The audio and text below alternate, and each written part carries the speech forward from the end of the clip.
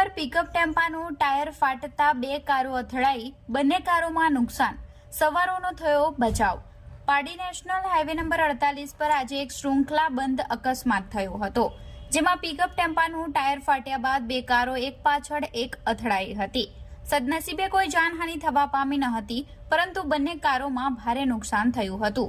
મંગળવારની બપોરે વાપી તરફ પાઇપો ભરીને પિકઅપ ટેમ્પો નંબર GJ09Z 7667 જઈ રહ્યો હતો, ત્યારે પારડી નેશનલ હાઈવે નંબર 48 4 રસ્તા બ્રિજ પર પહોંચતા અચાનક ટાયર ફાટી ગયું હતું। પરિણામે ટેમ્પો હાઈવેના મુખ્ય માર્ગ પર અટકી પડ્યો હતો અને ટેમ્પાના ડ્રાઈવરે મેઇન ટ્રેક પર જ ટાયર બદલવાની તૈયારી કરી રહ્યો હતો, જે દરમિયાન ત્યાંથી પસાર થતી અર્ટિગા કાર નંબર GJ15CL 4381 ના ડ્રાઈવરે ટેમ્પો જોઈ તાત્કાલિક બ્રેક લગાવી હતી, પરંતુ પાછળથી પૂરપાટ ઝડપે આવતી કિયા કાર નંબર GJ15CL 9188 ના ડ્રાઈવરે સમયસર વાહન કાબૂમાં ન રાખતા કિયા કાર સીધી અર્ટિગા પાછળ ધડાકાભેર અથડાઈ હતી।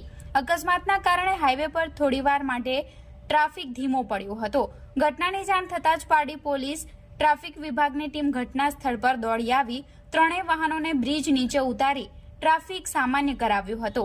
આ અકસ્માતે હાઈવે પર સાવચેતી અને યોગ્ય અંતર જાળવવાની મહત્તા ફરિયાદ અપાવી છે।